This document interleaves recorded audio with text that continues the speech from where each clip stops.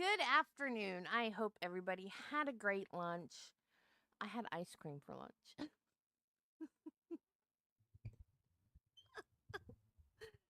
And then I texted Travis and said, I ate all the ice cream. Will you bring more home? I'm so bad. Court has not started back yet, but I have to share this. I can't share the music though because I'll get in trouble. But have you guys ever watched? There's this thing, I don't know what they call it. It's swing dancing, I guess. West Coast swing. It's an improvised thing. They have this room of dancers and they pick two people and they put them together. They've never met. Well, I guess they've met. I guess it's the same people that go around. I don't know, maybe not. Because I only see them in shorts. I don't ever see a whole performance. It's always in shorts. And um they play a song and they get up and they dance together. And no practice, no routine, no organization. It's improv. The whole entire dance is improv. And this is the best one I have ever seen. And I'm not going to play the music, but they're dancing to Me Too by Megan Trainor. This is the best one I've ever seen. So I'm going to play it, but I'm not going to play the music. So you're going to have to imagine the music. But I have to share this because it is just so good.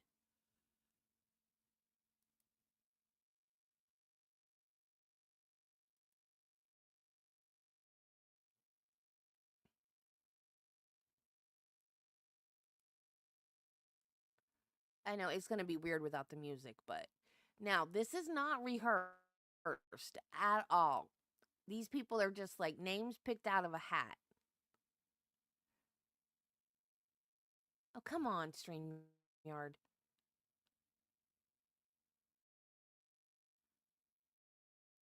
Practice, no rehearsal, just names picked out of a hat, and they get up and they dance together.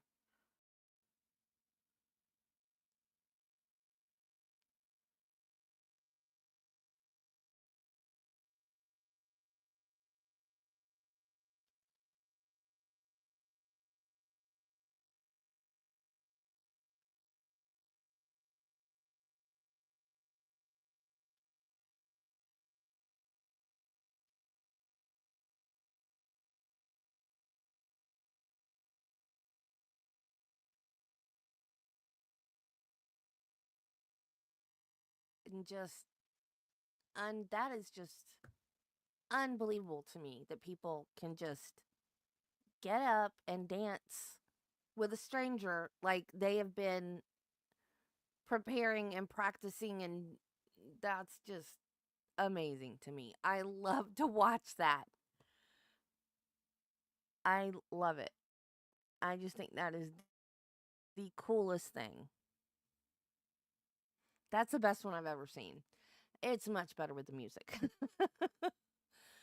Oh, I shouldn't have closed that. I should have put the link in the chat. And that way you guys could have watched it with the music. Oh, well. We're still waiting on court, but I have to share that. I've watched it. Sat here and watched it like 5 times in a row.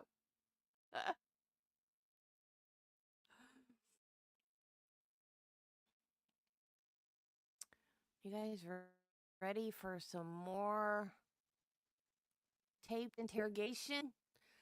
I wish it would. I do, but it's okay because we can hear it at least.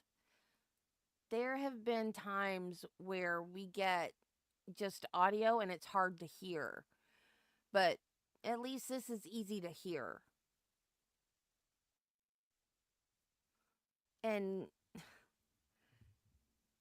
it's so crazy. Like, the guy is a business associate of his, yet he's telling him that he was adopted and he's getting his DNA to check his DNA. this story is so ridiculous. How did anybody believe this story that he told? It's crazy.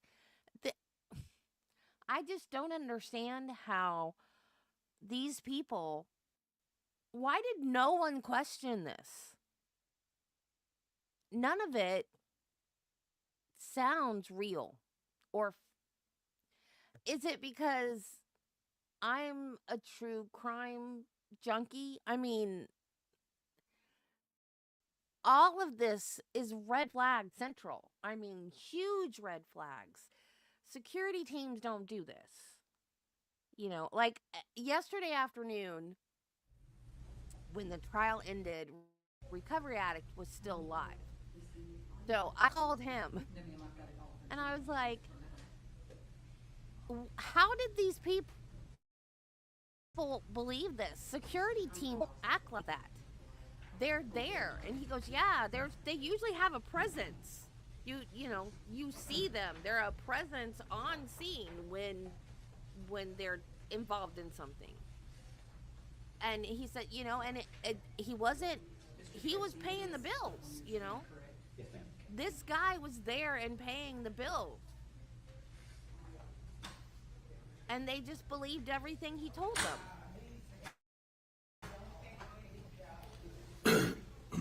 It was just so bizarre. Like, he wasn't mooching off of I mean, at times, he would, like the mom had to pay a hotel bill one time. He had money, and he was paying. Like, and then after he left, he was paying for their condo. All right, everyone, please be seated. You may continue off with of the audio presentation. Well, in a way, he was, because he was living there. But he was paying for things. He was living there. It's kind of like a half situation. It's just bizarre.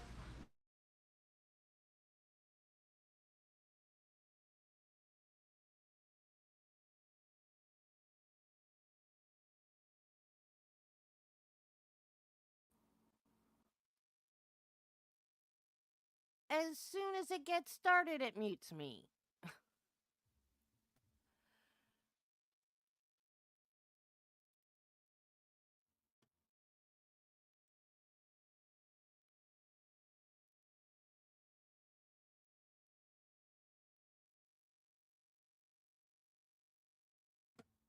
So at this point, I had received some of the money that Jim had told me that he was helping procure. And how did you receive that money from Jim? Was it cash? No, it was wired. It was wired to my bank account. Okay.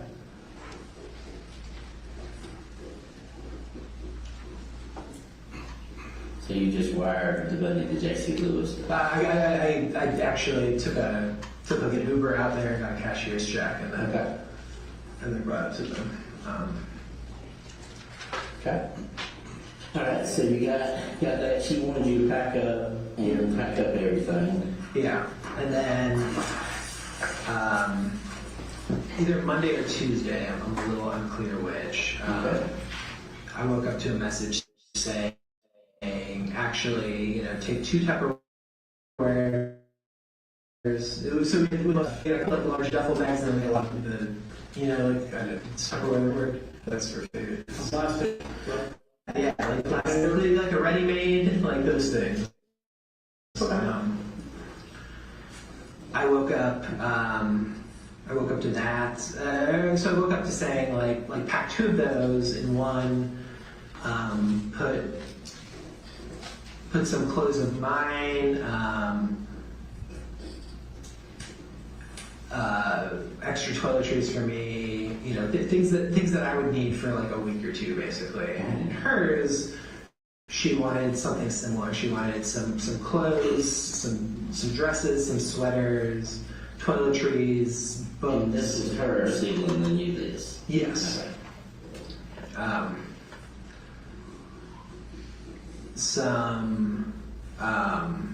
yeah, like her Kindle, like some books, some like she had those like adult coloring books. Okay. Her medicine, and last week I had picked up a new prescription for Synthroid. So she asked that I put that in there, and said that I was going to meet somebody. I was going to get a call from somebody, and he would tell me where to drop those off, and that that they would be with her so that she could use them, and then we would have them. Okay. So I did that. When you say you did that, you just got the containers ready? Or? I got the containers ready. A man called me, said, "Hey, can you come drop these off?" And you didn't know who that was? I didn't know who he was. I assumed he worked with the clinic. He said he understood that we were worried. Would I turn off my phones and use a GP, like an old school GPS unit that we had? Okay.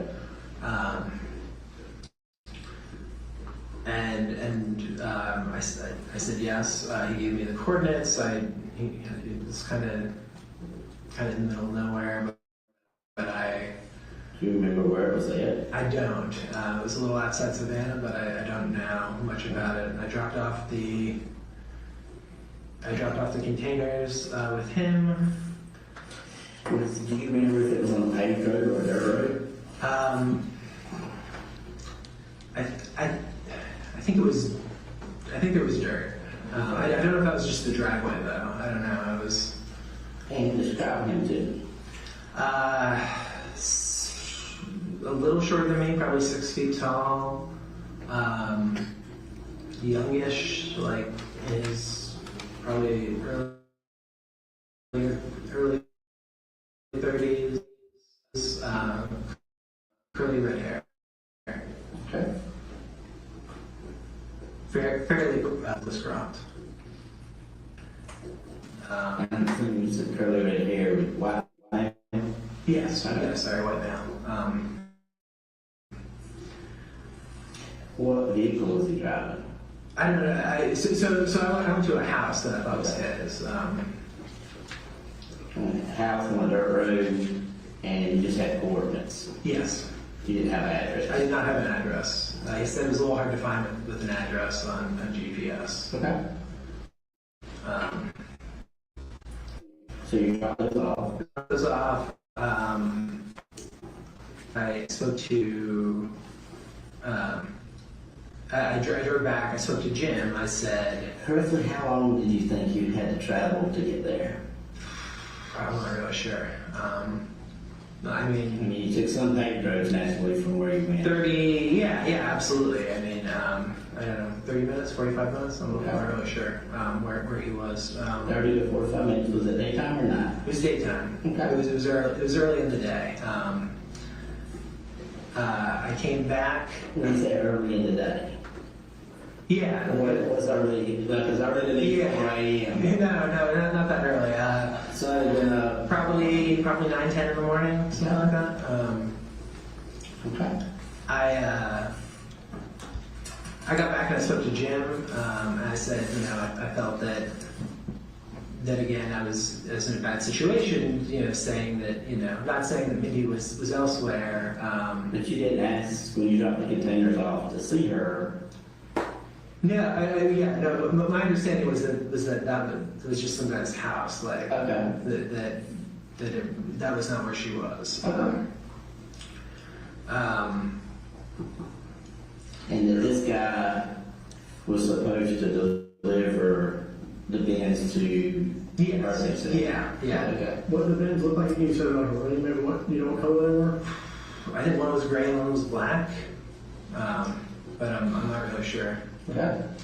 We went through, we were moving around for a couple of years. We went through a lot of bins. So that's kind of, you used those bins usually and moved around. Yeah. That's how you moved. Yeah. We had some clear ones at one point that just seemed to shatter. And when you say that you'll have those bins or tubs or Tupperware, whatever, how many are we talking? Are you like 15, 20? No, not that many. How many would y'all normally have? staff? Because I understand you had to move quickly. Yeah, 8 to 10 of them, and then like you know, But when you were in Hilton Head, you had how many? we didn't have anywhere to put anything except for there, so they were kept in Frank's garage. Okay. It's one of those houses that's got the ground level is just a garage, and it's got the living levels that they're running the floors. Yeah, it's running the floors. All right. So 8 to 10 would be the common. Yeah, I think Just to throw them in the okay. Yeah. But when we bring them in, did they have lids on them? Yes, yeah. All of our beds had lids. The head lids. Sorry. Okay. So you carried stuff out of there. You dropped it off to him. Dropped it off to him. You don't remember like how you traveled there? Like did you No. take the interstate? I'm not sure. Some paid, some don't. Yeah, no. I mean, I didn't go out much while I was in Savannah. Okay. You know, like just to get. But he was on a long dirt driveway. I believe so. Yes. Describe the house to me.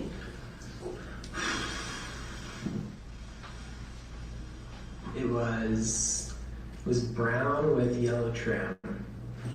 Okay. Not a huge house or anything, but you know. Just a normal house. Yeah, kind of like I don't know the house terms that you call that, like a rambler or something. Okay. So new vehicles. Not that I recall. Okay. All right. And were your lungs in, or? Yeah. He came outside. You know, I unloaded them right off the ground. He said he would take them in. I asked if he needed help. He said no. Was Rusty with you? No, he was not. Okay. Rusty was back at the house. Okay. All right. And then what happened? I drove back. I had that morning. I had talked to Jim before I left, saying that I was uncomfortable with, you know, Mindy's parents not knowing that she was at the hospital. And he said, you know, before I left, to say that I was going to, or before they left, they were leaving for work, to say that I was going to bring her to the doctor, and then to say that she was there. He said that, you know, he understood it was longer than expected, but. Like, you know, even when she's on bed rest, like it's not a huge house, but we could all hear her like on the phone, and like I felt like I was. But it wasn't, when you say hospital, it wasn't traditional. It was not a traditional hospital, yeah. So you told them that she was at the hospital? No, so that morning I told them that I was going to bring her per his instructions. Okay. And then this is either Monday or Tuesday after Thanksgiving. Okay. And then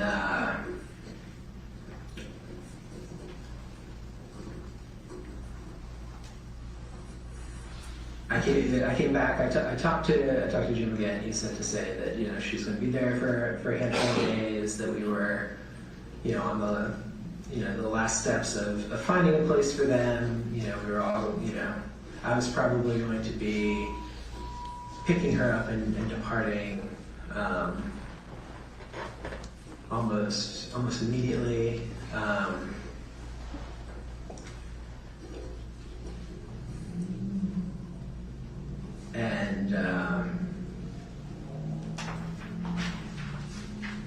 And that we were going to get them, you know, into a place. Okay. So basically told them that y'all were separating, that y'all would take care of me. Yeah. Okay. Yeah. Do you remember what day Betsy and Frank came back? They came back Sunday. They came back Sunday? Yeah. And other than this trip you took to drop off the containers, did you go anywhere else that you recall? Not that I recall. I might have run out to the store or something, but I don't really remember. Okay. I got a message asking to pick up a couple things, but I forget. Do you know what those things were? It's like a sweatshirt. Okay. I forget what else.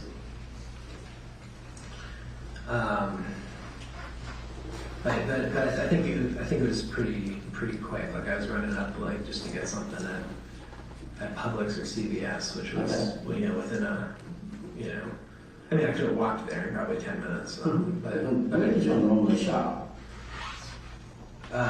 Like their food? The public, there's a Publix not far from there.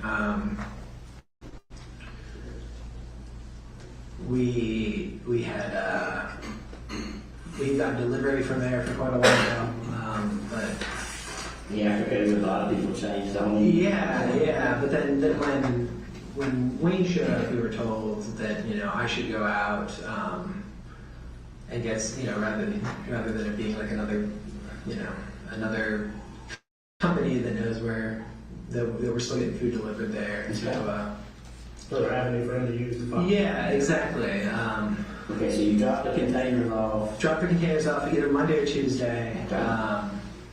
I continued talking with Mindi through Wednesday. You said your phones were off and you used the GPS. Do you know what that GPS is now? I believe it was burned with the rest of my car about a month and a half ago. Okay.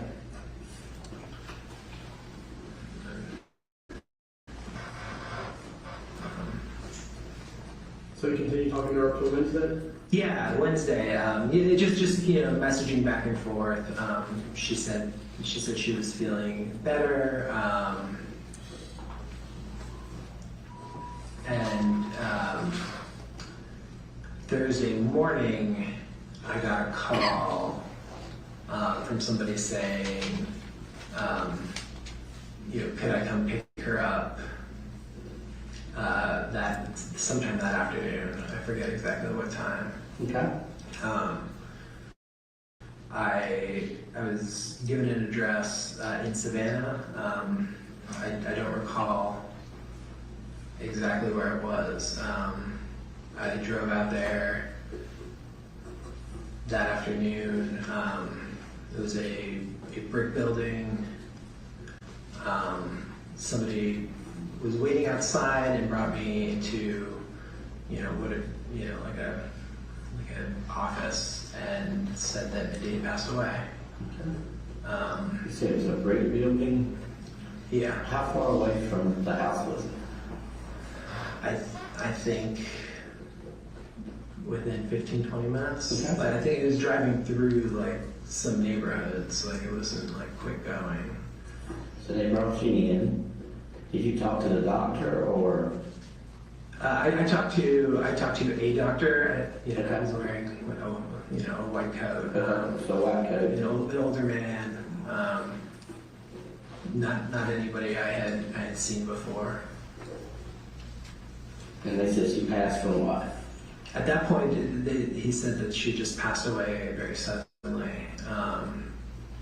and that they thought it might have been her heart, but they weren't sure.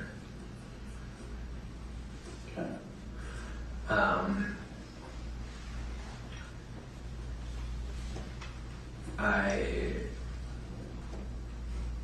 I went back to the house and told Betsy and Frank.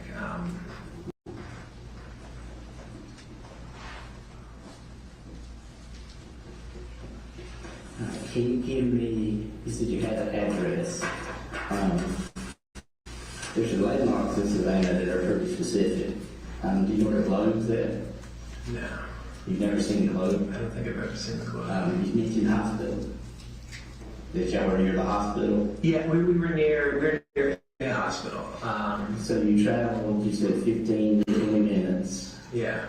Do you remember any other, you said it's in a residential area? And it was Yeah, I was driving through like residential areas. residential areas to get there. Yeah. But the building was like an office building? Yeah, it appeared to be. So it was a good business? Like a one level, yeah. Like So one level. Was there a sign out front? Not that I recall, but there might have been. I don't know. What about parking lot? Was it more like a?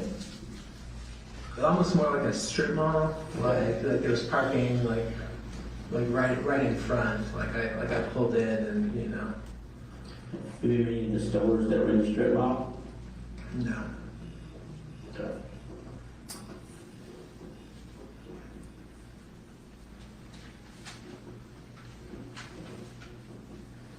Okay. Do you remember passing anything going by there? Like, At one point, I drove through a neighborhood that had like larger, nicer houses. I remember Okay. that.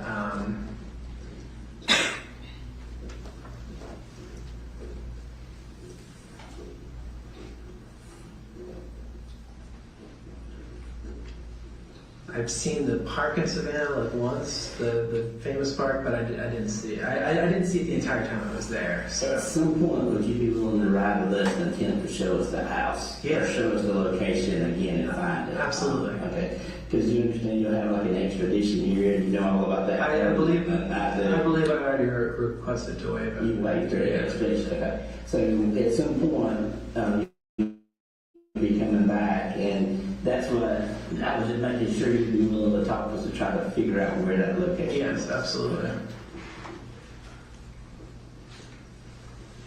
So you have signed the paperwork to waive extradition? Yeah, that's how they give it to me when I check me. Yeah, quick. Usually they, it takes a few days. No,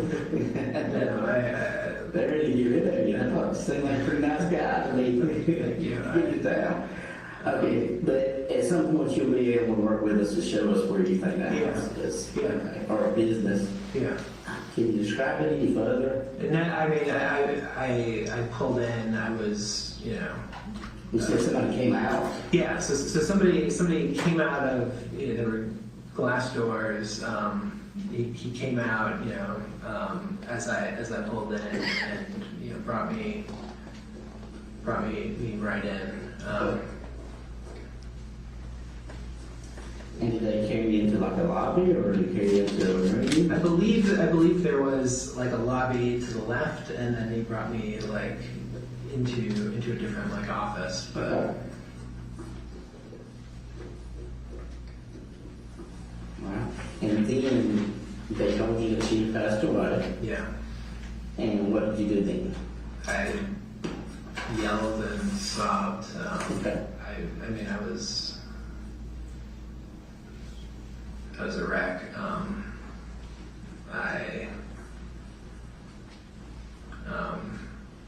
He had some paperwork that he had me sign. Did they give you a copy of that? No. Okay. Um, And what was the paperwork? he said it was just releasing her remains and you know, releasing her medical records so that so that I could have those. He said that he was going to that he was awaiting an autopsy, and that I would be contacted with the results of that. Okay. And then what did you do? I drove back to the house and told Betsy and Frank. Okay.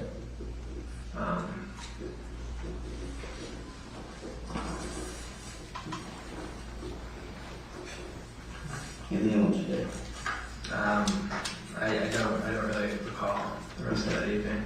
All right, and that evening, but what did you do next? The next day, I got a call saying that the autopsy had been completed and that she had a stroke, and possibly brought on, you know, by some combination of the high blood pressure and what they said appeared to be COVID related heart damage. Okay.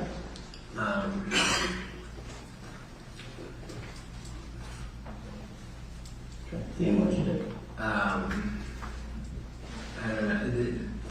I was I wanted to be gone as you know, as quickly as possible. I didn't want to be in the house anymore. I think sometime early the next week, I got her parents into an apartment in Hilton Head. Okay. So early the next week. I believe so, yeah. Okay. So you drove them to Hilton Head? Yeah. They packed up their car. I packed up my car with their stuff. We went to a storage unit and their storage unit. Okay. They have one right in Hilton Head, and then to the apartment. And I moved them in. Okay.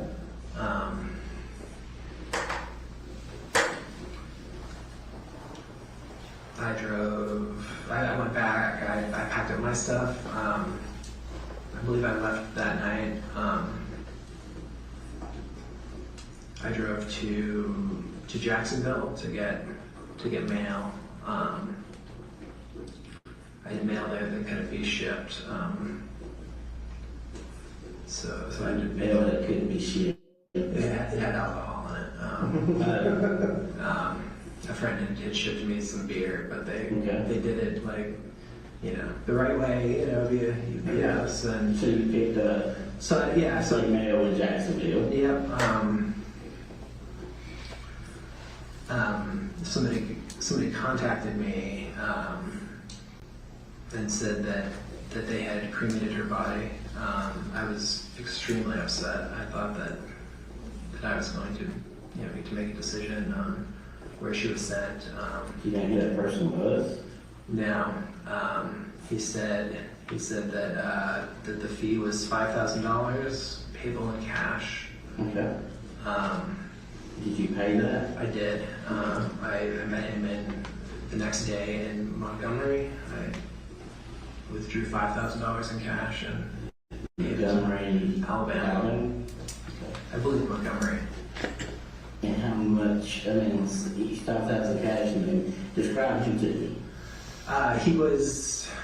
I saw him kind of very briefly. White male, black male. White male, dark hair, average builds. Average height, probably 5'8" to 5'10".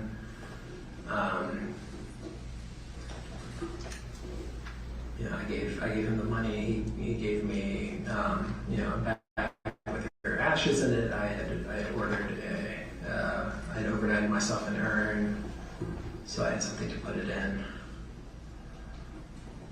And where's her ashes now? I scattered them at Havre de Grace. Okay. The Chesapeake was one of her favorite places, and it's considered the mouth of the Chesapeake. I scattered the ashes there, and I dropped our. Where did you said you paid 5,000 cash? Where did you meet him at? I met him right in downtown. I believe it was Montgomery. It's whichever one of Birmingham and Montgomery is further north. You like meet at Winkies, or where did you meet? Yeah, he gave me a street address and just on the side of the road. 7 minutes out of the road. Yeah. And he had the ashes. Yeah. How were they packaged? They were in a thick, clear plastic bag with then a kind of nicer velvet bag around them. Okay.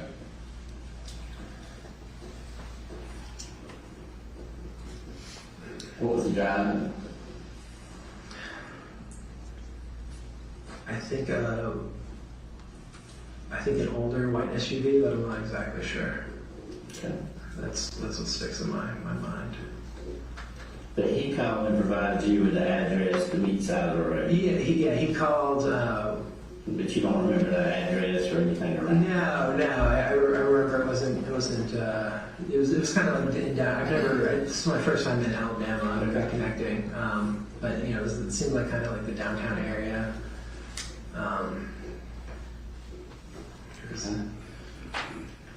And what else did he give you? He didn't give me anything else. So he gave me that. I gave him the money. Did you ever inquire about a death certificate? No, I did not. Okay. No, I should have.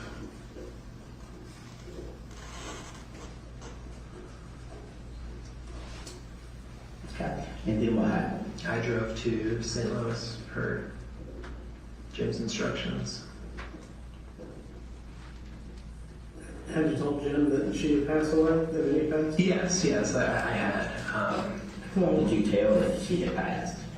Um, And then mother and father. Mother and father, they told her brothers, her best friend, Who's that? Angela Wynn, Okay. a former coworker of hers, Elizabeth Seeger. Okay.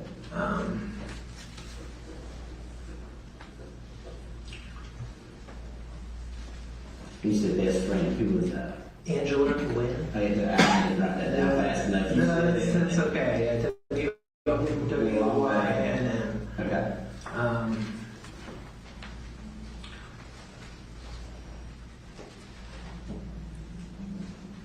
Angela Elizabeth. Her prior boss, Joe West, he was kind of hard to get in touch with. Joe West. Yeah. Okay. Who else? Her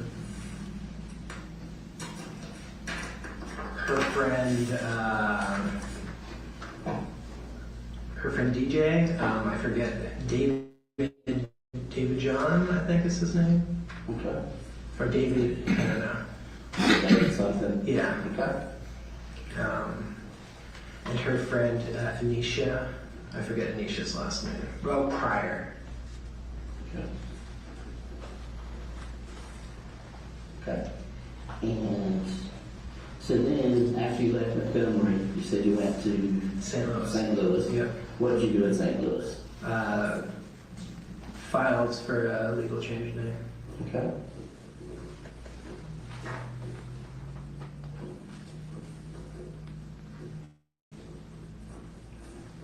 And what did you change your name to? Nicholas Killian James Stark. And that's what we put on the Yeah. form, okay? Okay. And We picked out that last name together. We had been given a list of choices from Jim, okay. what he thought were fairly anonymous, one-syllable names. And How can I get in touch with Jim? I don't know. Okay. Jim doesn't How would exist. you get in touch with Jim? He would message me daily, and I would respond. His number would change, and then I would just switch to the new number. I mean, because you said you changed phones and stuff like that. Yeah. So when you get out, how are you going to get in touch with Jim, I guess? I don't know. I haven't been in touch with him for. Okay. He'd have to find you. Yeah. Okay. And you said at first that he told Mindy he was an FBI agent? Yeah. Yeah, we had both filed online reports about things, and then he showed up at the house. Alright, so you're St. Louis, you changed your name. Where'd you go from there? From there, I went to Pennsylvania to see a friend, Okay. and then I went to And who's that friend? Sam Kolesnik. I think I know the last name. K-O-L-E-S-N-I-K. K-O-L. Okay. Now my wife. Okay, alright. Pretty quick thing.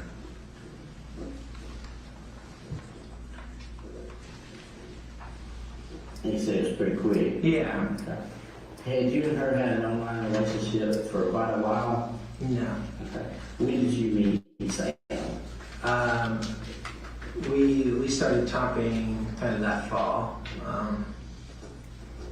The fall of Fall of 2020. 2020? No, sorry, 2022. Fall of 2022. So you and Mindy were still together? Yeah. Okay. How did y'all meet? Twitter. Okay.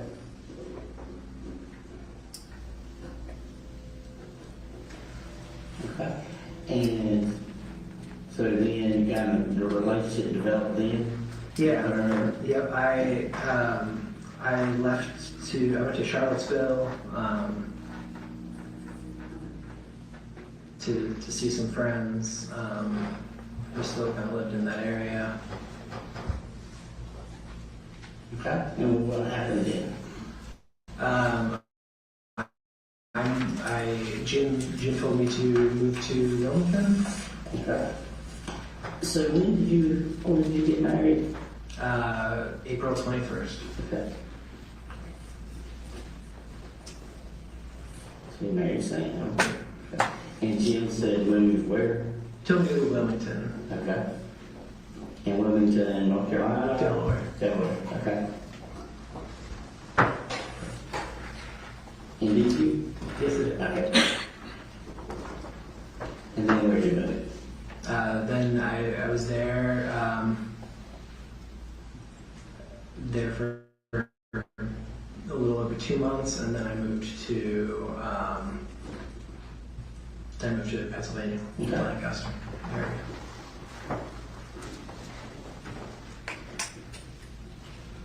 You mentioned earlier that your car had burned. Yeah, so two things happened, Okay. which led me to stop talking to Betsy and Frank. We had a conversation, and I had mentioned that I was in Wilmington, and several nights later, I was unpacking some things into the place I was staying. This was in February.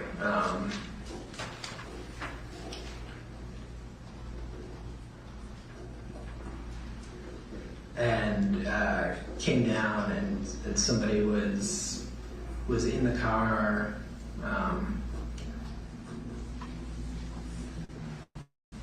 Grabbed a backpack with 2 computers and a phone in it, and took off. So 2 computers and a phone. Yeah. And so they were stolen when? February of this year, 2023. Okay. And did you report those stolen? I did not. Okay. I spoke to Jim. He said that he felt it was very suspicious that this had happened right after I had told Betsy and Frank where I was, and that he was going to take some time to look through, to look into the situation. Okay. Just over a month later, I was driving and my car started acting funny and then burst into flames. How long had you been driving that day?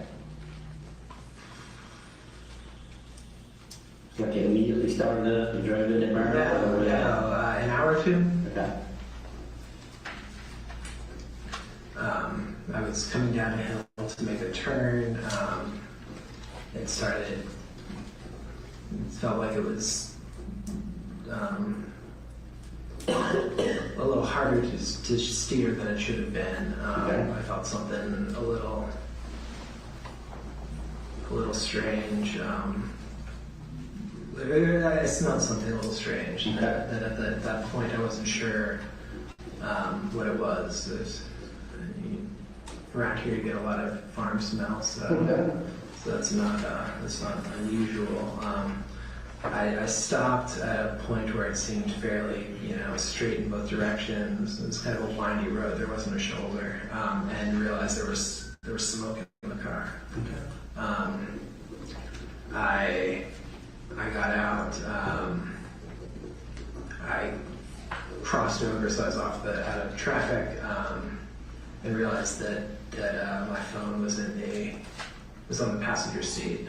Okay. I opened the passenger door, and fire kind of came out right at me.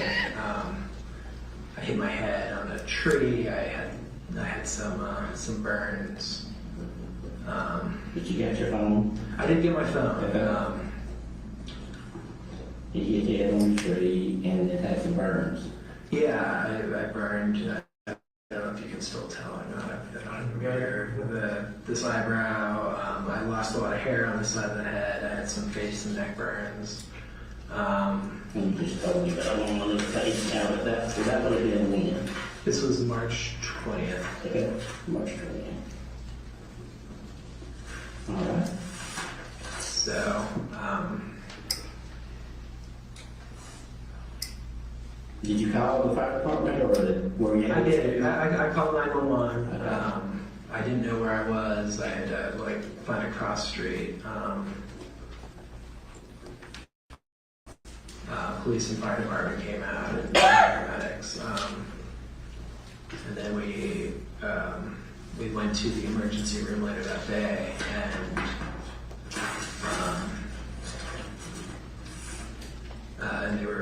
the nurses were really upset. They said that I had burned hair inside my nostrils. And it's a sign that fire has come down the throat. And Okay.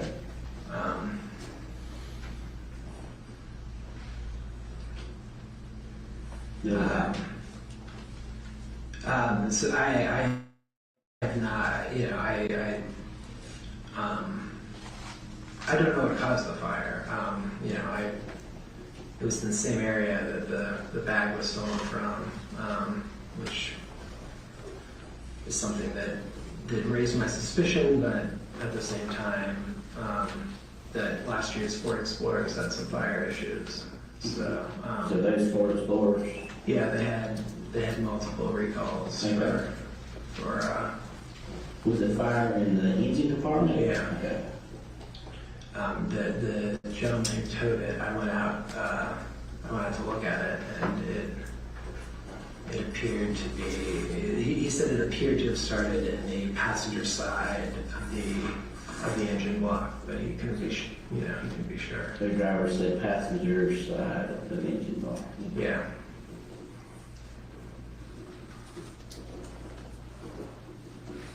So I've, What did your insurance company say? the insurance company seems to think it was mechanical and not tied to that. They just asked at the end of last week for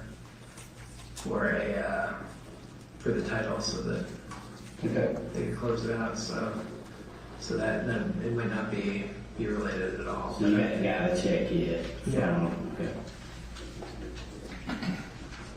The same. Yeah, it's taken a while. What company is it? Cure?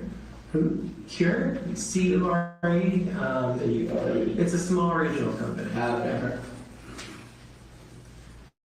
You might want to change insurance. Yeah, no, that's I've been told. You remember how much you paid for it?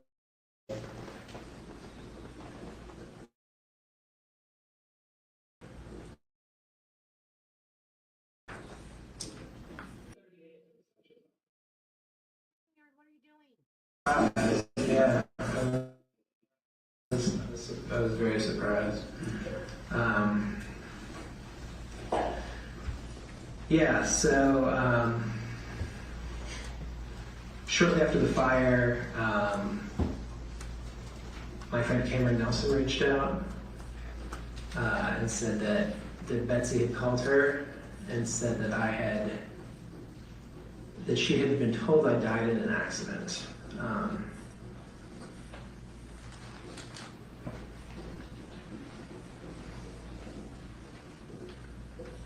And what did Cameron tell her?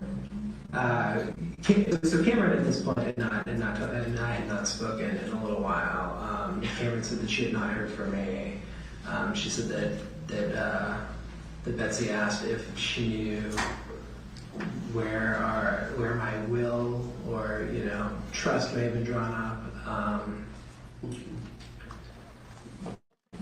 And Cameron said she did not know. Did you ever call him and tell him you were alive? I did not. I was a little concerned about where I spoke with Jim.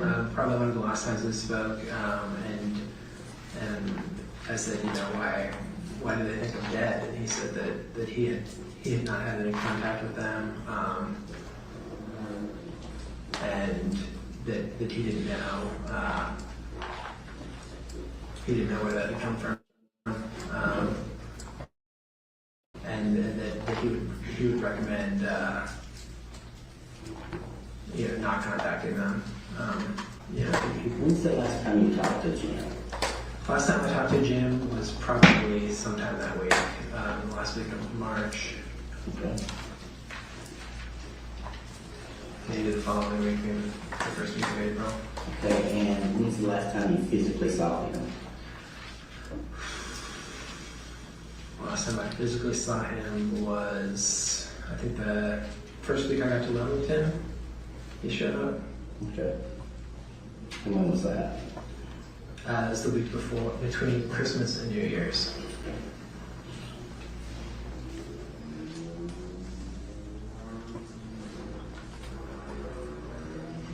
What's the last phone you used to contact Jim with? Do you still have it? I do still have it, though it doesn't still have service on Okay. So if we needed a number for Jim, we could get it off that phone. it. I think so, yeah, it should still be in the signal there. But did he only communicate you through Signal, or will you get like email from him, or? No, I don't think I've ever received an email from him. Okay. Um, So how did y'all share the software development if you never emailed? he can send files through Signal. Okay.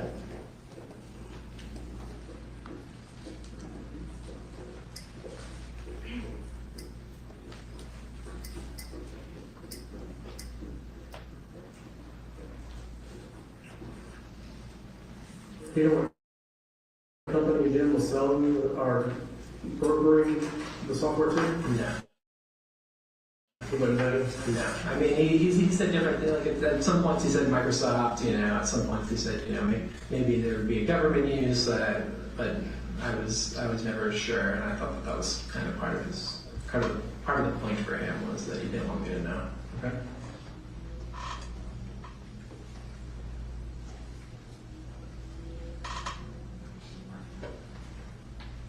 So you should tell me I didn't scatter these ashes. What's that? I didn't scatter these ashes. You did scatter these ashes. What about what happened next? What you remember next?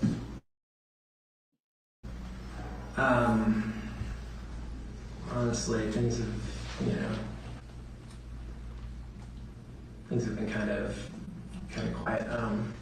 You know, Let me ask you again about Jim, just to make sure I understand.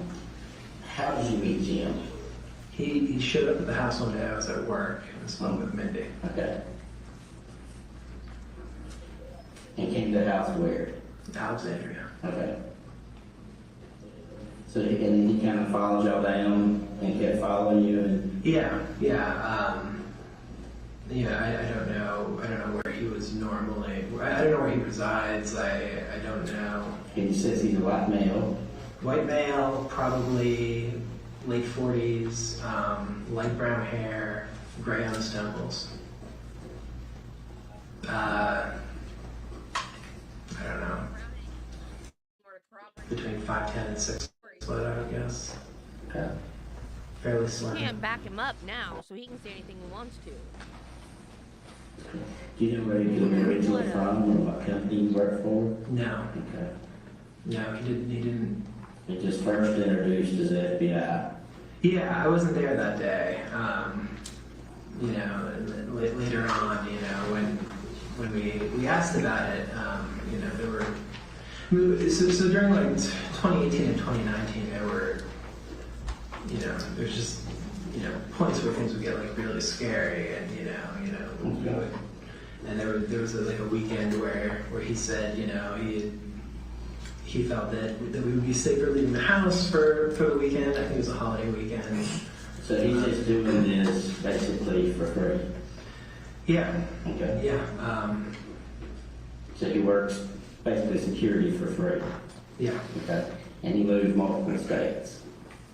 Yeah, I mean, I don't I know. mean, you saw him in multiple We've states. seen him in multiple states. Yeah. So when we moved, you would see him, he would come and Yeah. And I don't know if he, you know, you see him in the new location. we see him in the new show. You know, I've assumed that he was actually living in the, you know, the Low Country area, the Savannah, Hilton Head area, when we were there, just because we saw him more often there than we'd seen him anywhere else. And at some point, tell me about how the software thing became. Maybe I were sitting drinking beer and come up with that. No. He had said that he could introduce me to somebody. He put me on the phone with somebody. He said, you know, needed this, and you know, it would be a way, you know, when I was getting uncomfortable leaving the house every day, and was also just not happy with the position I was in at the time. And he said, needed this. Describe what this is. A way to make money. Okay. Yeah. So he thought it would offer a way to make money for me. What's the software for? There's AI analyzing large bits of it, like intelligence analysis. Okay. Did you have any background in that? Yeah, I had originally majored in computer science in college. It was something I'd done in high school, and then I got to college and said, you know, after a couple semesters that I thought I'd switch and do pre-law instead. And then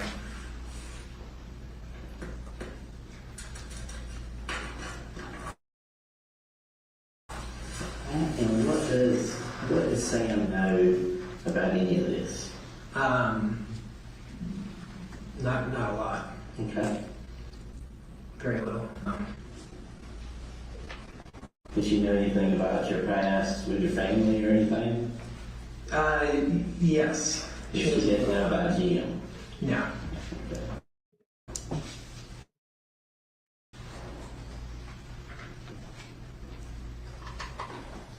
And why? Why did you choose not to tell her about Jim? I felt like it has taken me, 5 years to get to, you know, a point, you know, where I can put this behind me. Okay. And you know, I didn't want her.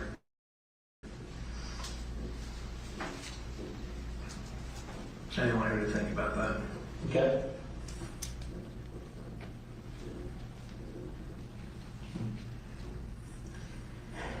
Do you recall going to Home Depot in Savannah All the time. all the time?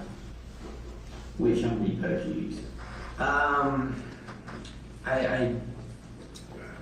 think I went to two different ones, but the one I went to more is across the street from Parker's. Okay. Um, You familiar with Victory Drive? Victory Drive, that's it. Yep.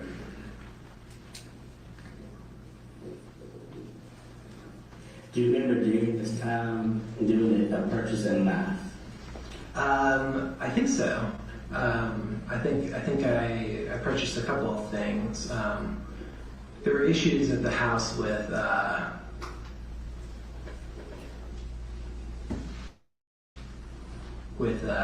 mosquitoes coming up from underneath the house. Mhm. So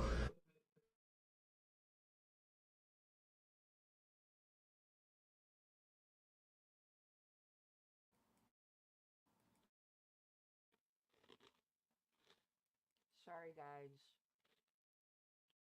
StreamYard muted it again. Let me fix it.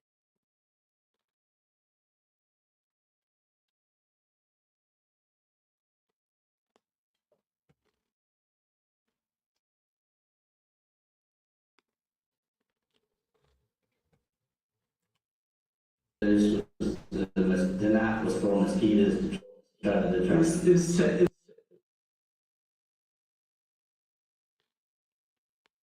was to cut screen. So I had in the house I had I thought they were somehow entering the HVAC somewhere. What I think was actually happening was that they were, when they were coming into the house one way, then they would get in the HVAC and move from room to room. You recall, is that for you? Yeah, that's good. That's you. And is that not for you? I think so. Okay. And was this the... Yeah, I think so. You recall that time, said the date stamp, being the 29th? I don't recall. I mean, Okay. yeah, but I'm sure that's right. Okay. I think it was in the car. I think I just saw it. It was in... I believe so. I mean, the insurance company has the car, so Okay. I believe that and the GPS were in the back section. So you get into the very back, you can lift up the like a panel. Mm-hmm. There's like a little Cubby hole? yeah. So I thought that it and the GPS, So GPS... an extension cord, like stuff like that were in there. Okay. Yeah, I was actually surprised that I had it because I left a lot of stuff. I left a lot of stuff with Mindy's dad. And all the. You're falling out. Yeah, but that's not that. That's not. What next? What happened next? I woke up yesterday morning Okay. and And what are you doing as far as work-wise now? right now I'm looking for my next position. Okay. Yeah, I was gonna restart my law license. Okay. That hasn't been an active status in some time, And what does your wife do? she works for a food technology company. Okay.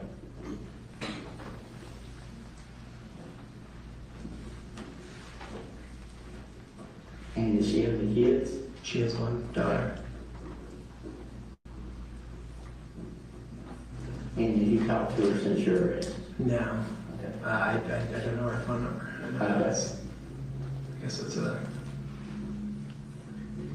Just been trusted, it's always gonna be on the cell phone. Yeah, that's exactly it. I haven't had to consider a cell phone and a number without a cell phone. And you mentioned about giving the guys, giving Jim a DNA test sample. Would you be willing to give us one? Yeah.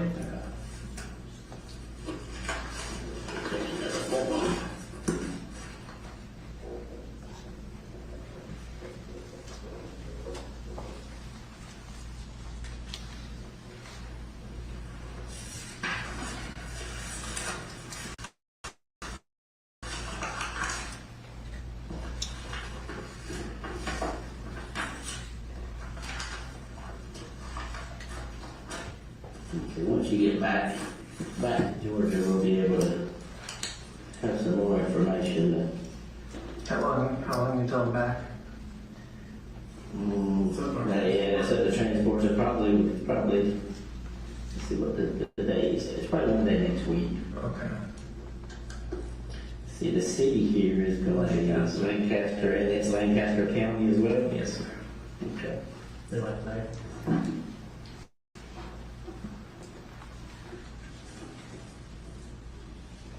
Virginia has some too. You have like Fairfax County and Fairfax, Virginia. And the cities are their own counties. It's weird. It's better than Louisiana, it's got parishes. So they're little mini states. How much you fill out there and there? And then basically it's the waiver of constitutional rights. I'll let you read it though. Let's go through it. Not yet. With Jim's car, Yeah, I mean, it was different ones. Yeah, I mean, it made me think sometimes he was renting or the one day I went to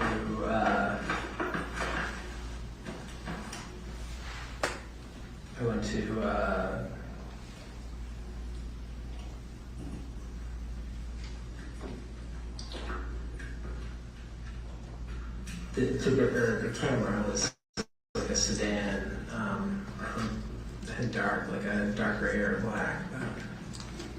That's when you went to Target? Yeah. I believe also in the Victory Driver, that Target. Yeah, I think there's a Target there. Yeah, I don't know if it's a big plaza. Big plaza. Did that camera record anything, or was it just live feed? I think it was just live feed. Like I get like alerts on my phone. Okay. And was it up during the time that Mindi was at the hospital? Yeah. Did you see anybody come there from the house during that period? I don't recall. I don't remember checking it. Okay. I mean, like I would mostly like check it like when like Frank and Betsy were coming back, or when I was about to come back, just to make sure there was nobody sitting out front. Like you got a lot of traffic there, so like the little things were always going, like the little alerts.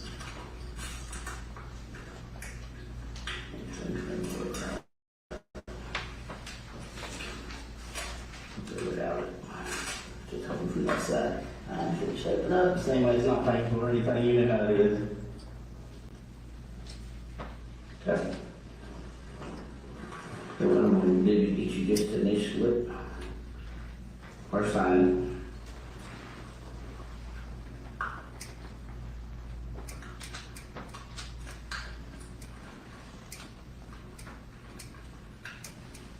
How did she die? Cause of manner is going to be an official report, but that's something we probably don't need to release right now. Okay. We may be able to ask from our district attorney to be able to tell you that when you get back. Okay.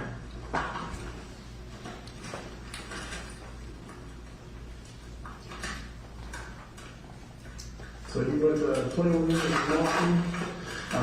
School, yeah. Like, high school, 4 years of undergrad, 3 years of law school, and then an LLM program, which I think it took me 2 years. What college did you go to? Boston University, Northeastern Law, and then Georgetown for the LLM. Okay. No, VA, to the Navy. Why you in the Navy? You know that? No, so the Navy only sends you to law school if you are already like an officer, like, and you've done a couple years. So I did college and law school on my own, and then I used the GI Bill for the LLM. How long were you in the Navy for? 10 years. 10 years. Ish. So I came on active duty 2008. I guess I left active duty 2017, but I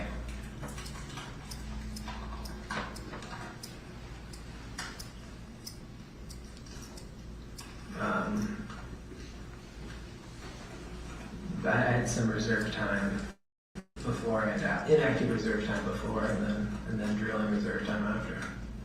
What made you decide to get out? The moving, the Navy JAG Corp, it's a big impetus on geographic diversity, as they call it. So.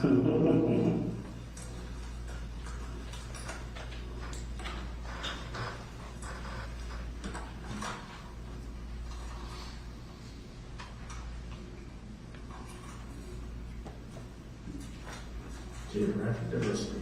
Yeah, so we were talking about starting a family.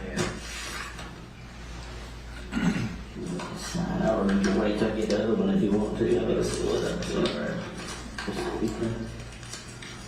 you put the date on there for me, too? It's 13.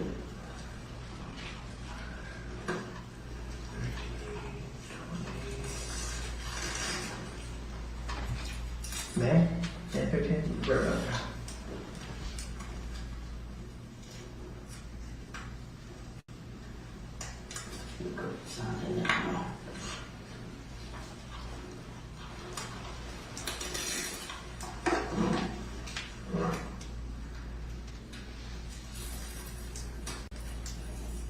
So if you don't mind me asking, when was the last time you were discharged dead? I think things started getting bad 2017. A lot of stuff happened in 2017. Yeah. Any particular reason that it went bad between you and him? I don't know. So it started with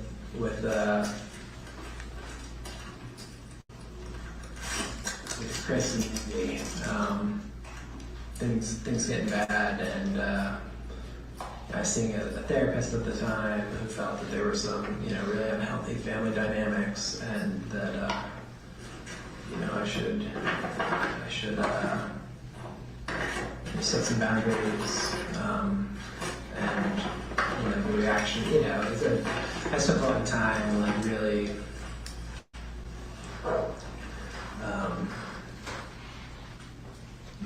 really thinking through how to frame things, and thought that it was kind of a not asking him to take sides, but the reaction was awful.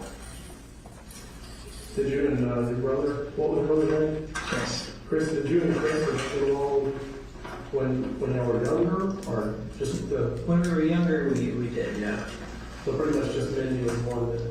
Yeah,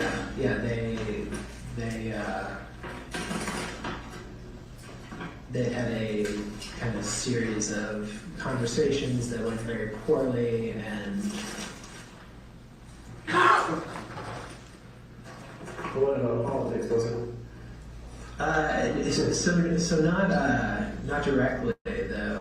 Like at one point, she posted something that was very personal. Dated to you. 23. Wait, I might have 23, 5, 13, 23. I don't know if I hit these 23. I'm We'll sorry. find one right date. Try to look so Irish. Yeah, it was the day that Congressman Scalise was shot in Alexandria, and she posted something about how toxic things are, that this is happening, and What kind of work did she do on that? she worked at an advocacy company called the ASPBA, the American Society for Plastic Bag something. So she did advocacy work for the plastic bag industry. Okay. And she left that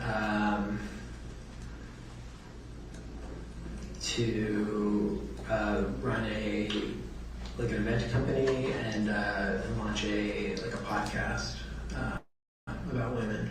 Okay. And that was back early, Yeah, so that was late 2017. I think she started that. how did you meet her? Well, we met online on a dating app. Okay. I forget which one. Only Fish or something. Yeah, some things we can't answer at this point. Yeah, I'll tell you we can't. But if you have any questions, let us. I don't know. I don't even know what to think about this. I mean, this is. So when you get back to Georgia next week, we'll sit down with you again. Okay. Basically get your right to sit down and try to help. Okay. So be thinking more about that. Okay. Are they? It's really very important. Yeah. Absolutely.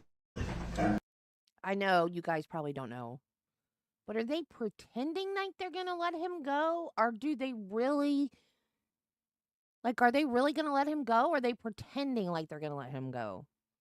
Because at this point, they have to know he did it, right? This is insane. We should be counting how many times I say insane during this trial. Yeah. Anything else you think of? I mean, just how was y'all's relationship throughout the entire marriage? Y'all good? I mean, we had some really stressful couple of years, but What stressed you out about? Just the moves? Or? yeah, the moves, feeling like we were in danger, and the stuff with Frank, I don't know, Frank, I felt like Frank really changed, and I don't know if it was the stuff with his boss or his accident or just he just got sick of us, but You talking about a brother? yeah, I'm sorry, her brother. What about her father? How did you get along with him? I got along well with him. They had always had a difficult relationship, and got worse at certain points.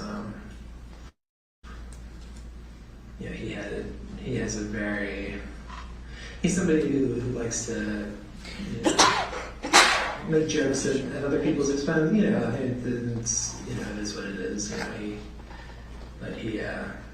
think they had a very hard time, getting along over the years. Well, what about your relationship with Bessie? How's that? Good. I mean, I thought of her as a mother. She's, me and she were very, very close.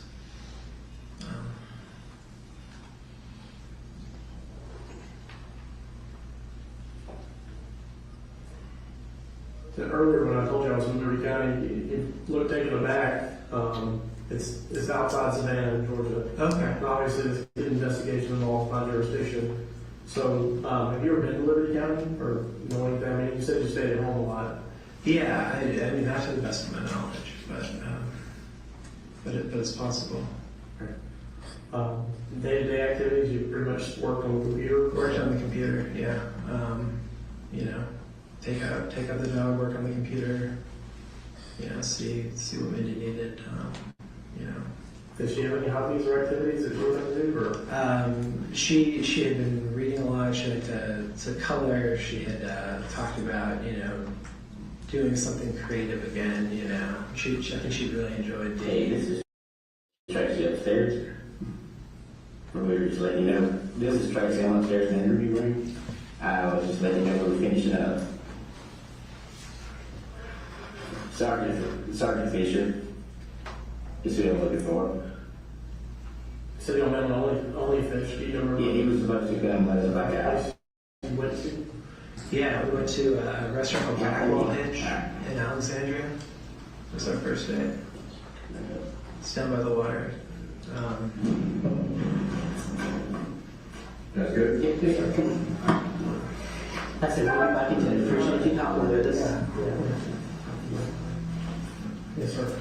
Nick, talk with me. Yes, sir. You saw obviously $11. You can throw it 4 to 6.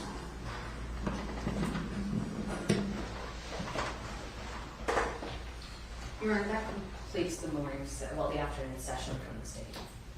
All right, so, do you mind if Agent Sands steps down? I have no objection, Your Honor.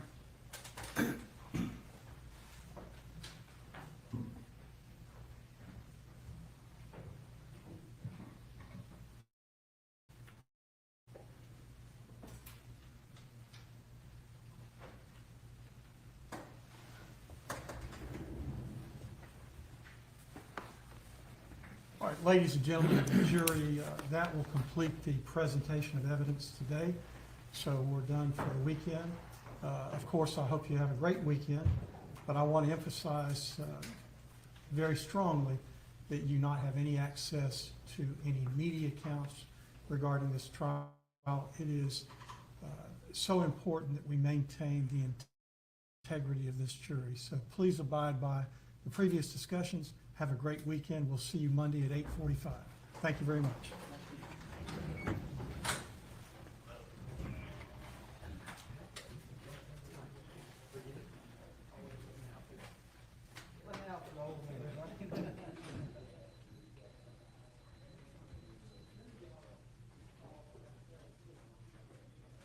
done. That's it. I missed the end. Was that the end of the tape? I had to go let Bell back in. What happened?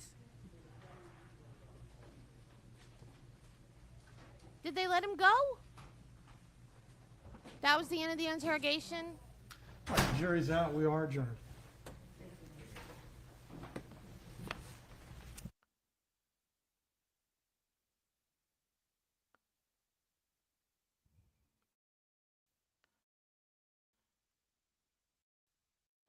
Day-to-day activities, you pretty much work on the computer. Work on the computer, yeah. You know, take out the dog, work on the computer. You know, see what Mindy needed. You know. Does she have any hobbies or activities that you want to do? Or She had been reading a lot. She liked to color. She had talked about, you know, doing something creative again. You know, I think she really enjoyed. Hey, this is Tracy upstairs. We were just letting you know, this is Tracy. I'm upstairs in the interview room. I was just letting you know we were finishing up. Sergeant Fisher is who I'm looking for. so you don't have only fish. You don't remember Yeah, he was supposed to come, but it's like the place you went to? Yeah, we went to a restaurant called Backwall Hedge in Alexandria. It was our first day. It's down by the water. That's good? Yeah, please, sir, come on. I said, we'll be back in touch. Appreciate you talking with us. Yes, sir. Nate, talk with me. Yes, sir. You saw how this was $11. You were doing that. 4 to 6. That was it? Appreciate you talking with us? That was it? Remember, that completes the morning, well, the afternoon session from the state. All right, so What the you mind heck? if Agent Sands steps down? What the heck? They did let him go. Oh my God. Now what's to keep him from just running off somewhere? Oh my God.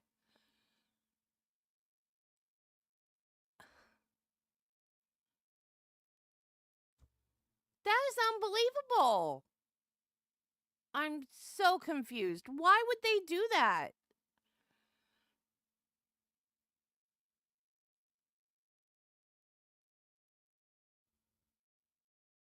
I cannot believe, though, he sat there and was like, how'd she die? Were those really her ashes?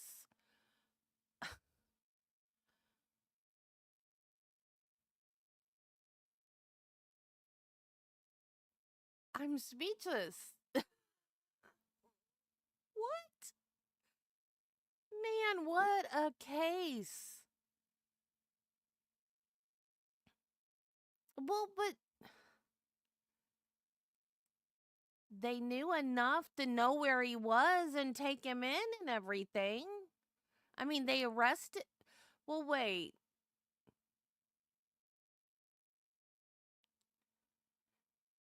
But didn't they arrest him, though? Because his wife said they arrested him.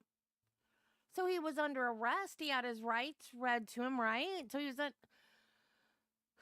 he wasn't there involuntarily. I mean, voluntarily, like they picked him up.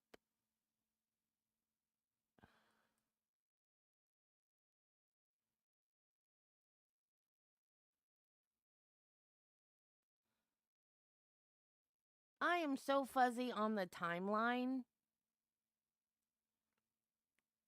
of this case. I am so fuzzy on this one because like when I called Recovery Addict yesterday afternoon and he was talking about Thanksgiving, I thought they all went to Hilton Head for Thanksgiving. But RA said no, he rushed them out the door, that he and Mindi stayed in Savannah. And that must have been when he killed her. So then when they came back after Thanksgiving, where did they think Mindi was? Is that when he told them she was in the hospital? I'm so confused on the timeline of this case, and I don't want to go back and rewatch the whole trial.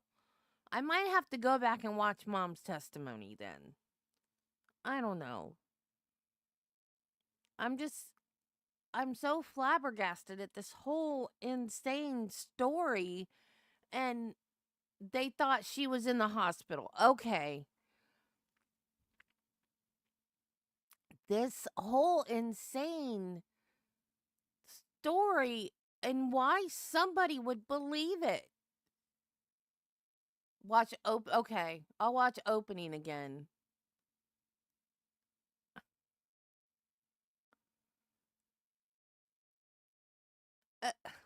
See, I was thinking that because I kept saying, why didn't anybody report her missing? I thought they were on the run and that none of her, like, literally on the run. Like, her and him were like on the run, moving like every 3-4 days to different hotels or whatever. And that her parents and her family and her friends didn't know where she was because they were literally on the run. I didn't know that they were actually staying with family but hiding out with them. Like, I didn't get that for some reason. No, the cops were not buying it. But why let him go? Man. Crazy. This is the There is a guy at the dispensary. He is my buddy, man. I go in there. It started with Karen Reed, the first trial. I went in there and I told him about the Karen Reed case. And he just like, man, you're kidding me. And I was like, no. So I kept going in there and telling him about the Karen Reed case. He was like, man. And then I went in there one day and I'm like, okay, you ready for this one? And I told him about Sarah Boone. And he was like, what? Did he just get in the suitcase? And I said, they were playing hide and seek. He was like, oh my God. He goes, you have the best stories. It's like, I'm like, we're going this weekend. I'm like, DJ better be there, man. He better be there because he's not going to believe this one. He is not going to believe this one. He's going to fall out when I tell him this story. He is not going to believe this one. This one is, yeah, they're up against a lawyer. Exactly. And like, he's his own co-counsel. Because, like, they're conspiring behind the little legal pad so nobody will see them. They're like, so, don't read my lips. I'm telling him what to ask, what to say,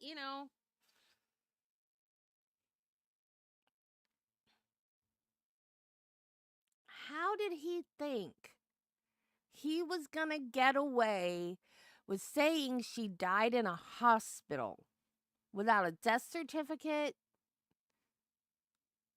Without paperwork. I'm a nurse. That floors me. How are you going to say someone died in a hospital with no death certificate? Doesn't happen. No paperwork. Does not happen. And the part about saying that a nurse left the room and she had a stroke and that is why she died. If she had been in intensive care, if she had been so bad off that she was in intensive care and needed a nurse with her all the time, there would have been a nurse with her all the time. Had she not needed a nurse all the time and they had come in and unhooked her from monitors and an IV or whatever so she'd get up and go to the bathroom, she wouldn't have been on monitors that needed 24-hour monitoring. She would have been safe to be unhooked to go to the bathroom. Being unhooked is not what would have caused a stroke, and there would have been no need to sue the hospital like, I mean, I get why the prosecutor is saying, why didn't he sue the hospital? Like, I understand her point. Her point is, if this had happened, why didn't he take action? I get why she's asking those questions. But as a nurse, it's infuriating to think that that is what he's insinuating, that it's the nurse's fault that she left her patient. But, and another thing, high blood pressure, and I know this from experience and being a nurse, when your blood pressure is high, you don't feel it. When it's low is when you feel bad and horrible and awful. When your blood pressure is high, you don't feel it. You just don't. It's when it's low. Low blood pressure is what gives you headaches. It's not high.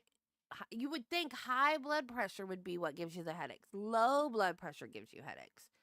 Low blood pressure makes you feel faint and tired. And it's low blood pressure that makes you feel sick.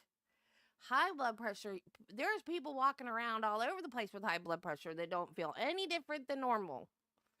So, her dad saying, oh, she felt bad all the time and she looked sick all the time. Do you really? I have high blood pressure. I have never once felt bad. Now, when it drops, I feel like crap. I have never once felt bad when it's high. Never.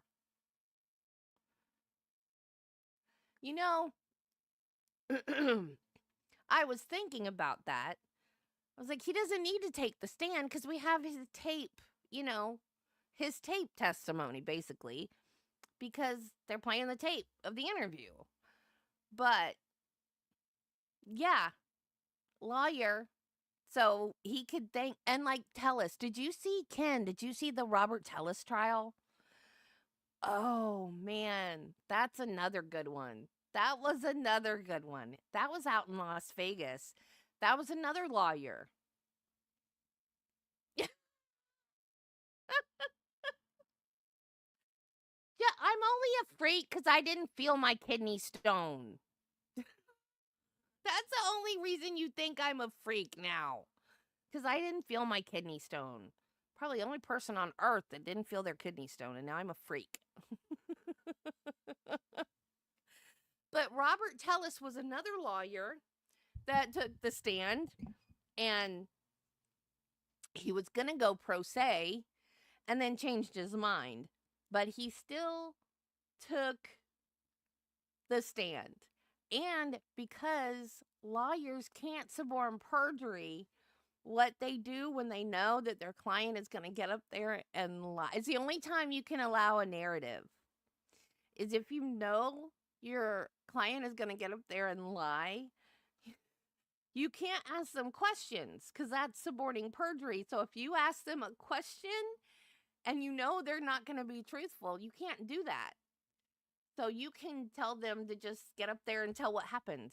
And then they can say whatever they want, and then the lawyer's not in trouble. So he just got up there and went nuts. Jeez. That was the most ridiculous story. Oh, my word. Well, not the most ridiculous anymore. Not anymore, it's not. This one is way more ridiculous, but oh, my God. Lawyers, man. Murdoch Ellis and now Kassotis. Oh, my God.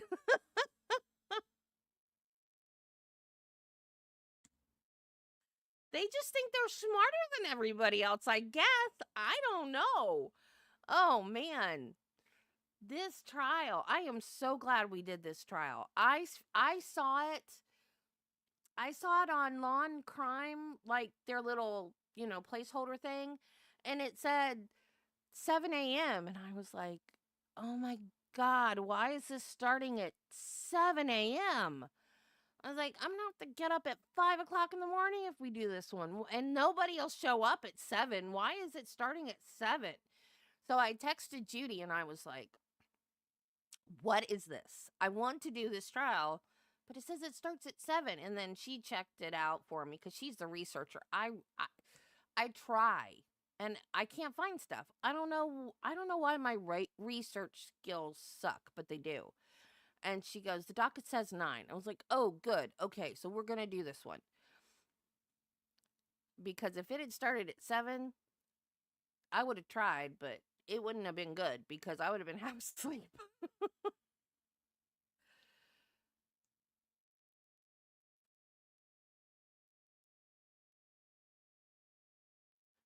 Is that the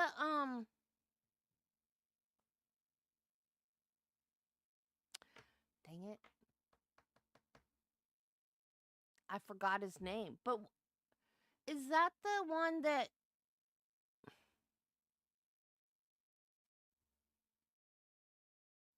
I'm drawing a blank? Like, I think I know what case you're talking about, but I've drawn a total blank. But I didn't know there was dismemberment involved. Like, he had a girlfriend and said he had a job at Tesla and he was graduating from college and or no, that one was a job at SpaceX. Is that the same one though? But I didn't know it was a dismemberment. Maybe it's a different one. He was sending his dad emails from the college to set up meetings and stuff. Yes. That one. Yeah, I didn't know there was dismemberment involved in that one though.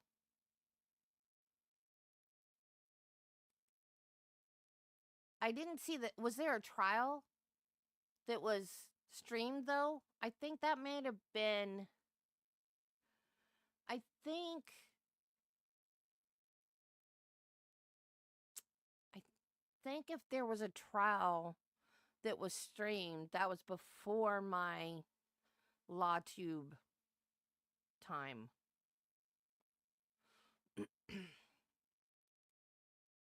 Because I was watching just the other day, just like, well, not the other day, a few weeks ago, maybe, just like wanted to do just like a true crime day, and I was just like looking through, I think it was 48 hours, but I was doing it on YouTube. I was just looking for 48 hours episodes on YouTube. And there was one, and I was like, I saw the thumbnail and I was like, that kid looks familiar. Why does he look so familiar?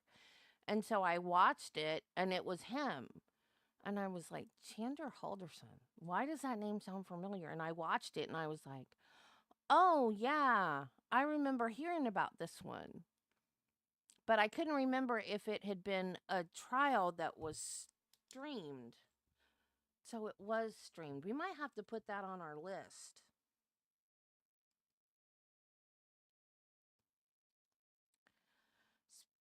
Speaking of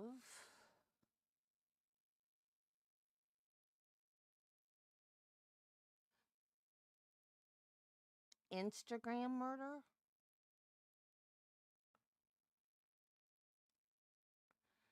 okay, the ones I have on the list so far, Grant Amato, Grant Amato, he's one of ours. Oh no. Do you remember who it was, Judy? I'm gonna have to find out.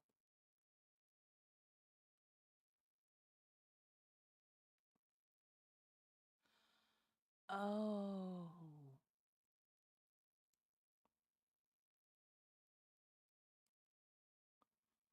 That's not good.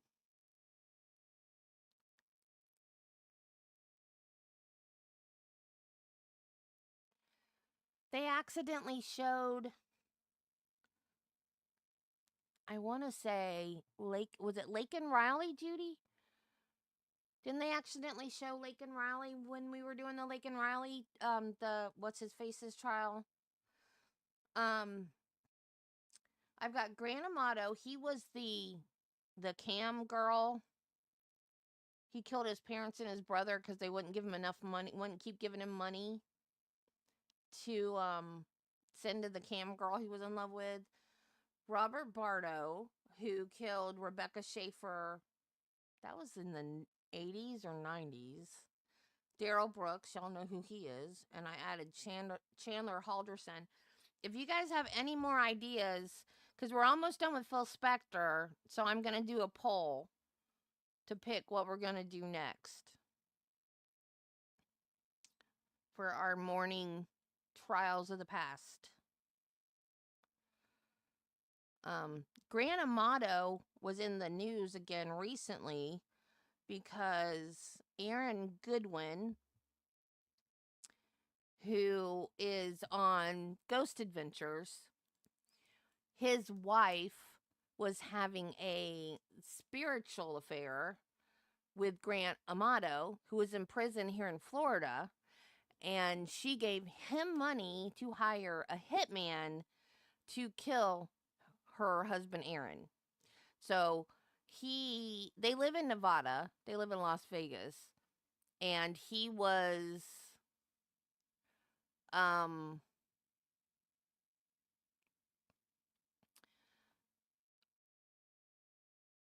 think he was in, I want to say California, shooting an episode when he found out that his wife had hired a hitman. He spoke at her sentencing too. It was sad. It was really sad. I can't imagine. It's to be, and like I said with this case too, same thing. Like, that is the person, your spouse is a person that you trust more than anyone else in the entire world. That, I mean, I know not all marriages are good, but they were at one time, and it's like Travis is a part of me. He's literally my other half. He's part of me. Like, we trust implicitly. It would be such a betrayal. I can't imagine hearing that my spouse had hired a hitman. Just the thought.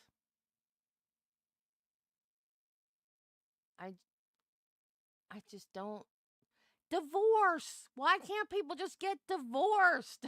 Don't understand. Just get a divorce, people. I don't get it. Just don't get it. Let me Google. Google, Google, Google, Google. Ron Brown. Or I could Google 48 hours correspondent. I need a bigger desk, y'all. Y'all need to start sending me some more money. This morning, I slept late. I was like, Travis, you got to deal with the dogs this morning. I'm running late. I'm like, I got a job too. I make less money than you do. He goes, yeah, much less money than I do. I'm like, yeah, I know.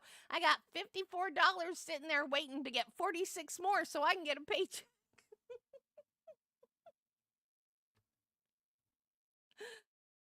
Ron Brown. Oh, that's such a generic name. It's not even gonna know. Okay, let's do 48-hour correspondent. 48 hours correspondence.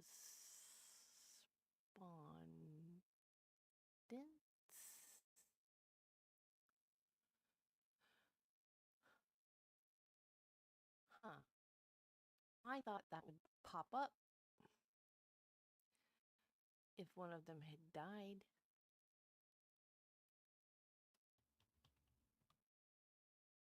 Oh, here we go.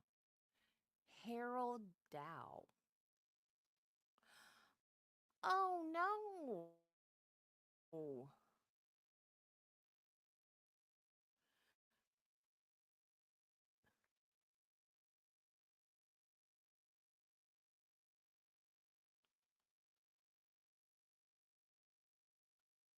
Wait, where does picture go?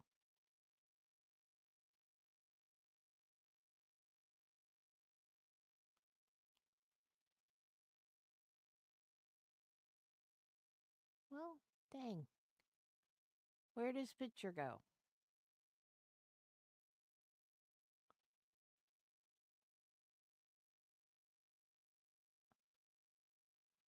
Oh no. He died in 2010. Well, who just died?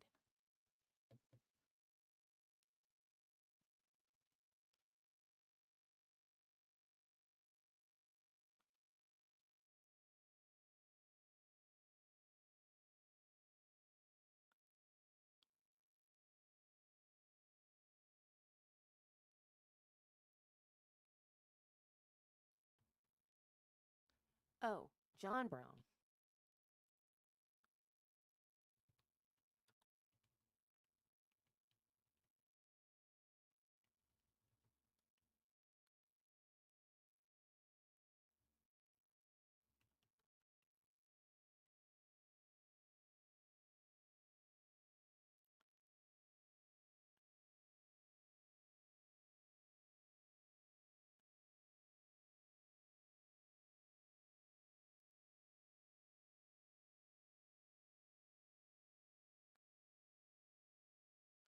Passed away at the age of 60 due to complications from cancer. He was a he was a detective with the Tulsa Police Department's homicide unit. He was on the first 48.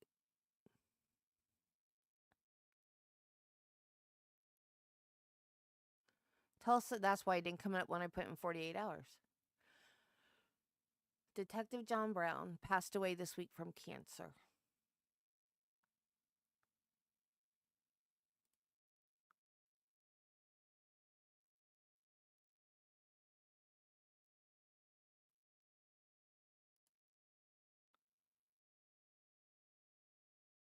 Come on, StreamYard. Why do you take so long to share?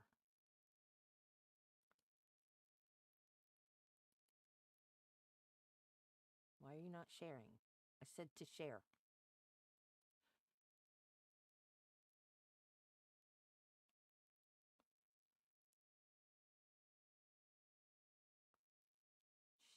Share.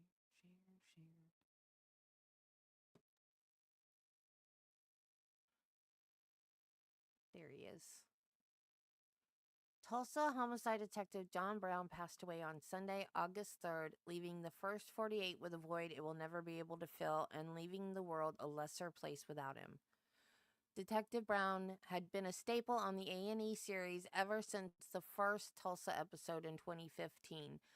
Audiences saw him front and center in several installments, most notably the crushing season 17 episode Mother of Two and season 21's head scratching the standoff. While everyone in Tulsa homicide is cool under pressure, Brown was particularly calm even in the face of particularly tragic cases. He didn't hesitate to call things exactly as he saw them, but he had a way of doing so that put everyone at ease, whether it was the person he was in the interview room with or the audience watching at home. Brown may have been one of the most experienced officers in homicide, yet he never lost his enthusiasm for the work. It was almost more impactful to watch him in the first 48 episodes that he wasn't the lead detective in. He was an incredible support for everyone else in Tulsa homicide, whether it was pitching in at a crime scene or offering his opinion back in the squad room. Longtime fans will remember that in Sergeant Dave Walker's last episode, season 21's The Invader, Walker specifically recognized Brown as somebody that's been with me longer than my wife. John Brown was a foundational part of Tulsa homicide, not just in closing cases, but in helping to make the whole unit successful. Dang, now I'm going to have to go watch the first 48.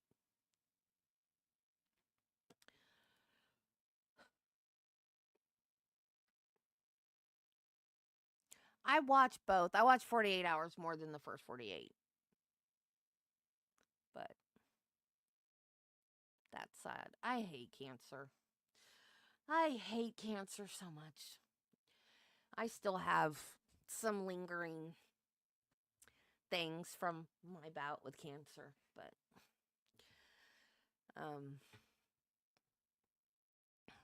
I used to watch, and I don't know where I can. I mean, I'm sure it's got to be streaming somewhere. What was it called? Police Women of Maricopa County. Where is Maricopa County? Is it Arizona? But it followed police women, and I loved it. I absolutely adored it. I was like, this is amazing. These women are badass. I was like, I love it. I love it. I love it. You know how um when you're like a junior or senior in high school, well, I'm old, but back in my high school days, they used to come around and do these like agility tests with you. Like you had to, I don't remember. I'm old. I don't remember. But there were like these hands on tests you had to do. And then there was also a written test. Like things like what you would like to do. Um, and for some reason, the agility test part of ours got screwed up and they just scored us on the written test. But my first thing came out as law enforcement. And the woman that administered my test was a personal friend of my mom's. So she was like, well, we know why your first one came up law enforcement. And my second one came up nurse. And I was like, well, I'm not going to go into law enforcement because my mom would never allow that. But I really wanted to be a nurse. So, um, but, um, I never, ever wanted to be a cop. And now that I watch body cam footage and see what it's really, really like, now I think that might have been something that I would have wanted to do. You know, I watch Biggins channel at night and he does like the body cam footage and stuff. And he's like, oh, I couldn't be a cop. And I'm like, oh, I could. Because I wouldn't want, he's like, I'd get in trouble for doing something I shouldn't do. I would not want to go hands on with anybody, but being allowed to order somebody around like that without getting in trouble. Because as a nurse, there were times that I wanted to mouth off at people, and you're not allowed to do that as a nurse.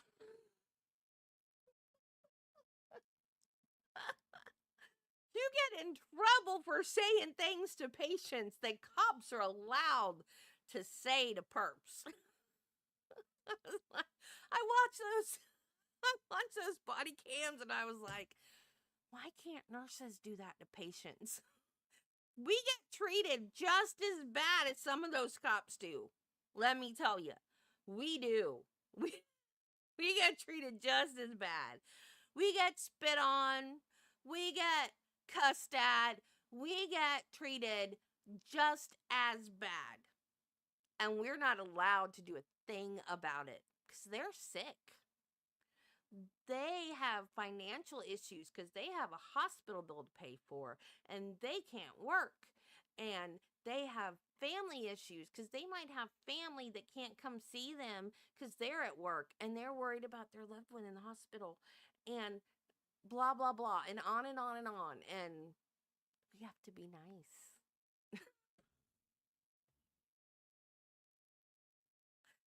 Yeah.